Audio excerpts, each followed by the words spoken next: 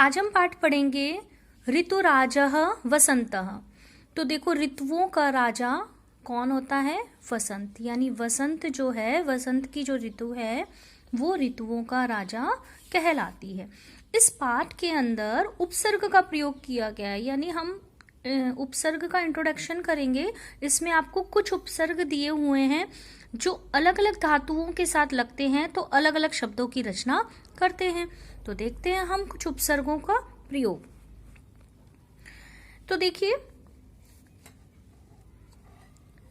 पहला सेंटेंस है आपका, अनु उपसर्ग को यदि आपने गम धातु के साथ जोड़ा तो आपका शब्द बना अनुगच्छति। तो अनुगच्छति का अर्थ होता है पीछे पीछे, यानी अनु का अर्थ होता है पीछे, और गम धातु, गम का मतलब होता है चलना। रूप चलते हैं इसके गच्छ से। तो गच्छ में जब आपने अनु जोड़ा तो आपका शब्द बना अनुगच्छति।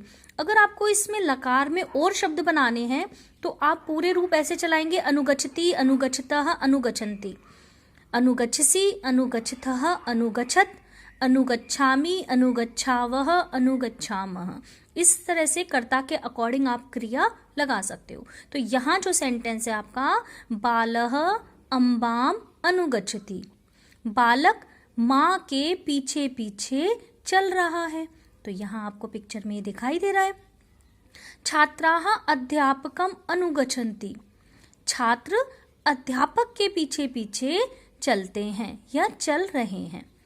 फिर है यही अनु उपसर्ग जब क्री धातु में जुड़ जाएगा तो शब्द बनेगा अनुकरोति। अब देखो, क्री का मतलब होता है करना। रूप चलते हैं जैसे करोति, कुरुतः, कुर्वन्ति। अब आपने इसमें जोड़ दिया अनु। अनु का मतलब, वैसे तो अनु का अर्थ होता है पीछे पीछे पीछे चलना, लेकिन यहाँ पर क्री धातु में जोड़ दिया तो यहाँ नया शब्द बन गया। क्या हो गया इसका? नकल करना। तो देखो, कोई भी भाषा होती है उसमें शब्द और धातुएं तो लिमिटेड ही होती हैं, लेकिन उनमें हम उपसर्ग और प्रत्यय जोड़कर नए शब्दों की रचना करते हैं। तो इसी तरह से देखो, एक ही उपसर्ग जब अलग अलग धातुओं में लग रहा है तो आपके पास नए शब्द बन रहे हैं।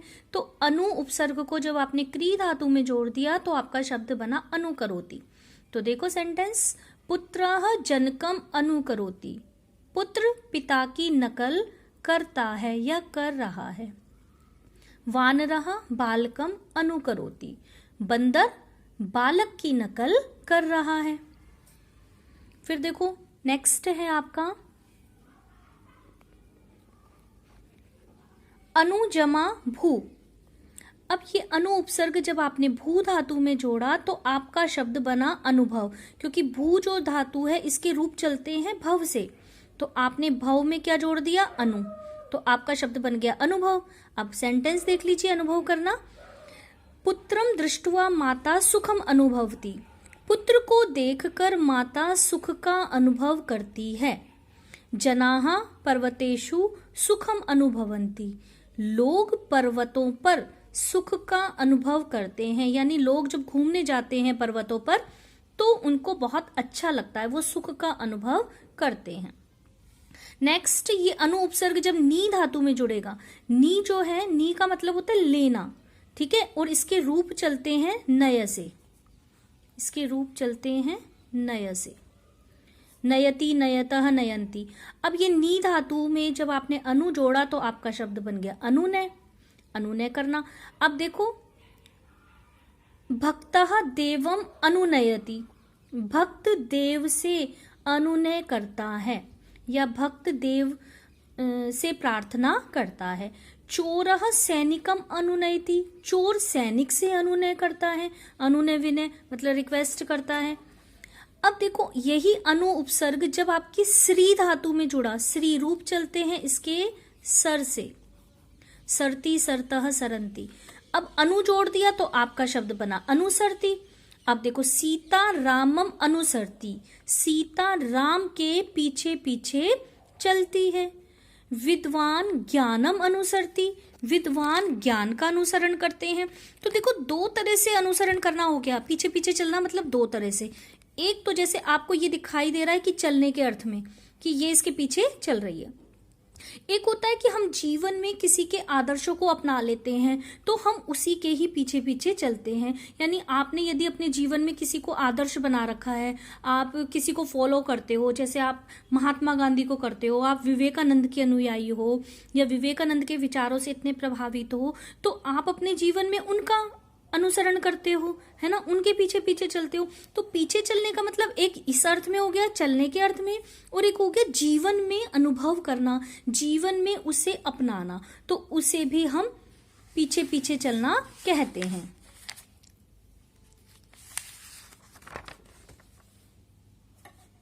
आगे देखो, आ जमा गम, गम धातु रूप चलते हैं गच्छ से। अगर इस गच्छ, गम का मतलब होता है जाना, लेकिन जब आपने उसमें आ उपसर्ग जोड़ दिया तो उसका मतलब हो गया आना। तो आपका देखो, छात्राः विद्यालयम आगच्छन्ति, छात्र विद्यालय आ रहे हैं। यहां पर एक चीज का आप ध्यान रखेंगे, आप इस सेंटेंस का जब अनुवाद करेंगे तो आप ऐसे नहीं करेंगे कि छात्र विद्यालय से आ रहे हैं। अगर आपने से लगा दिया तो यहाँ पर विद्यालय में पंचमी विभक्ति होनी चाहिए, क्योंकि यहाँ पर द्वितीय है, तो आप लिखेंगे छात्र विद्यालय आ रहे हैं। जनकः आपणम गृहम आगच्छति, जनक मतलब पिता, पिता दुकान से घर आते हैं या आ रहे हैं। तो देखो, आपणम का अर्थ बाजार भी होता है और आपणम का अर्थ दुकान भी होता है। तो हमारे सेंटेंस के अकॉर्डिंग हम इसका प्रयोग करते हैं। तो पिता दुकान से घर आ रहे हैं। अब है आ धातु, आ उपसर्ग को आपने नी धातु में लगाया। नी का मतलब मैंने आपको बताया था, नी का अर्थ होता है लेना, लेकिन जब हमने इसमें आ उपसर्ग जोड़ दिया तो इसका अर्थ हो गया लाना। तो माता पुत्राय जलम आनयति, माता पुत्र के लिए जल लाती है। सूर्य प्रकाशम आनयति, सूर्य प्रकाश लाता है।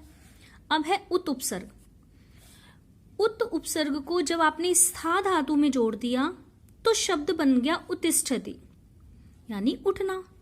रमा अध्यापिकाम दृष्ट्वा उत्तिष्ठति, रमा अध्यापिका को देखकर उठती है। लोलुपः धनम दृष्ट्वा उत्तिष्ठति, लोलुपः का मतलब लालची, धन को देखकर उठता है। फिर है उत जमा पत, देखो पत धातु, पत का मतलब होता है गिरना, जैसे पतति पतितः पतंती, लेकिन इसमें आपने उत जोड़ दिया तो हमारा शब्द बन गया उत्पत्ति। उत्पत्ति का अर्थ होता है उड़ना, और एक उत्पत्ति का अर्थ उछलना भी होता है। तो यहां देखो सेंटेंस है, वायुयानम आकाशे उत्पत्ति, वायुयान आकाश में उड़ रहा है। आकाशे खगाः उत्पतन्ति, आकाश में पक्षी उड़ रहे हैं। और एक और सेंटेंस देख लीजिए, अश्वः उच्चै उत्पतति, घोड़ा ऊंचा उछलता है। तो इसका अर्थ उछलना भी होता है और उड़ना भी होता है। तो आपके सेंटेंस में जो आए उसके अकॉर्डिंग आप इसका प्रयोग करेंगे। उसके बाद है उत जमा ह्री, ह्री धातु। अब इस ह्री का मतलब होता है हरण करना, ठीक है। अगर आपने इसमें उत जोड़ दिया तो अब इसका मतलब हो गया उद्धार करना। तो ज्ञानम जनान उद्धरति, ज्ञान लोगों का उद्धार करता है। जैसे जब व्यक्ति को ज्ञान हो जाता है तो उसका कल्याण हो जाता है, यानी उसको जीवन का मार्ग दिखाई देने लग जाता है। तो ज्ञानवान व्यक्ति, ज्ञान जो होता है वह लोगों का उद्धार करता है। ईश्वरः भक्तान उद्धरति, ईश्वर भक्त का उद्धार करता है। अब है नेक्स्ट आपका अव जमा त्रि, त्रि धातु, त्रि का मतलब होता है तैरना, त्रि के रूप चलते हैं तर से। ये जो त्रि धातु है इसके रूप चलते हैं तर से, लेकिन जब इसमें अव उपसर्ग आपने जोड़ दिया तो इसका मतलब हो गया उतरना। तो देखो, वायुयानम धरायाम अवतरती, वायुयान यानी हवाई जहाज धरती पर उतरता है। चंद्र किरणाः आकाशात अवतरन्ति, चंद्रमा की किरणें आकाश से उतरती हैं। उसके बाद है अव जमा सद, सद धातु, सद का मतलब होता है दुखी होना, ठीक है। अब इसमें अव जोड़ दिया तो इसका अर्थ अभी भी यही है, दुखी होना, और शब्द बनेगा अवसीदति। लेकिन इसी सद में अगर आपने प्र जोड़ दिया तो शब्द बन जाएगा प्रसीदति। प्रसीदति का मतलब होता है प्रसन्न होना, यानी इसका अपोजिट हो जाएगा वो, तो वो आगे आएगा तब मैं आपको उसको समझा दूंगी। तो देखिए, रुग्णः पीड़या अवसीदति, रोगी पीड़ा से दुखी हो रहा है। अनुत्तीर्णः छात्रः अवसीदति, अनुत्तीर्ण का मतलब जो बच्चा फेल हो गया है, जो उत्तीर्ण नहीं हुआ वो अनुत्तीर्ण, तो अनुत्तीर्ण छात्र दुखी हो रहा है। अब है आपका प्र उपसर्ग। तो देखो, नम धातु नमस्कार करना, और यदि आपने उसमें प्र उपसर्ग जोड़ दिया तो आपका शब्द बना प्रणमति, प्रणमति, प्रणमति, और अगर आप इसी में ही ल्यप प्रत्यय जोड़ देते हो तो आपका शब्द बन जाता है प्रणम्य। वो भी आपने पढ़ा होगा, शब्द बनेगा फिर आपका प्रणम्य। प्रणम्य का मतलब होता है नमस्कार करके, लेकिन यहाँ है प्रणाम करना, क्योंकि खाली नम है, ल्यप प्रत्यय नहीं है। तो प्रजमनम प्रणाम करना। छात्रौ गुरुम प्रणमतः, छात्र गुरु को, दो छात्र, छात्रौ गुरुम प्रणमतः, दो छात्र गुरु को प्रणाम करते हैं। अहम जनकम प्रणमामि, मैं पिता को प्रणाम करता हूं। प्रजमाविश, तो प्रवेश करना, प्रजमाविश प्रवेश करना, प्रविशति रूप बनेगा इसका। अध्यापकः कक्षाम प्रविशति, अध्यापक कक्षा में प्रवेश करता है। मूषकः गृहम प्रविशति, मूषक चूहा घर में प्रवेश करता है। अब आपका आता है प्रजमा रुहु, तो शब्द बनेगा प्ररोहति, इसका मतलब होता है उगना। जैसे सूर्य प्रातः काले प्ररोहति, सूर्य प्रातः काल उगता है। वृक्षः अंकुरात् प्ररोहति, वृक्ष अंकुर से उत्पन्न होता है या उगता है।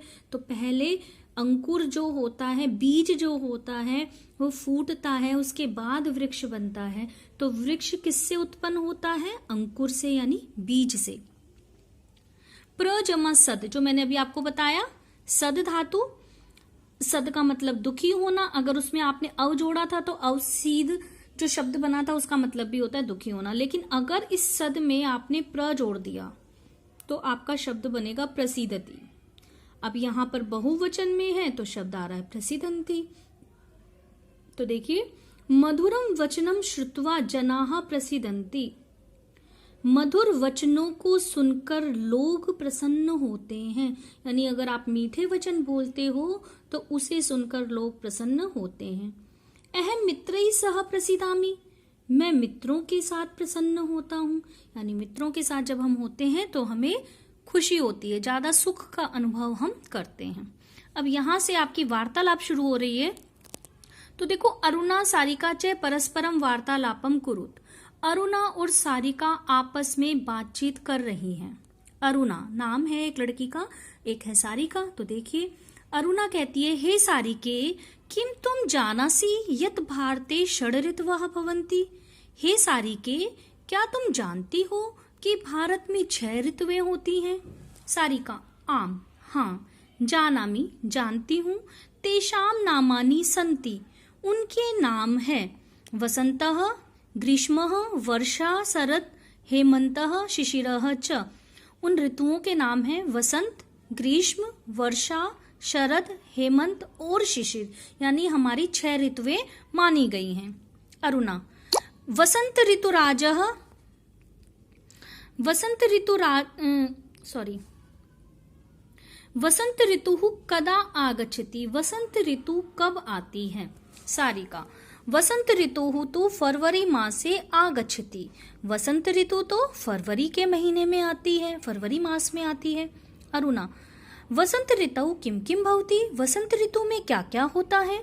सारिका, वसंत ऋतु सुगंधितः पवनः मंदम मंदम वहति, वसंत ऋतु में सुगंधित हवा धीरे धीरे बहती है, यानी चारों ओर खुशबू ही खुशबू फैल जाती है हवा में।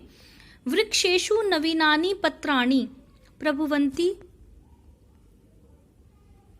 पुष्पाणि च विकसन्ति, वृक्षों पर नए पत्ते उग जाते हैं और फूल खिलते हैं। वृक्षों पर नए पत्ते उगते हैं और फूल खिलते हैं।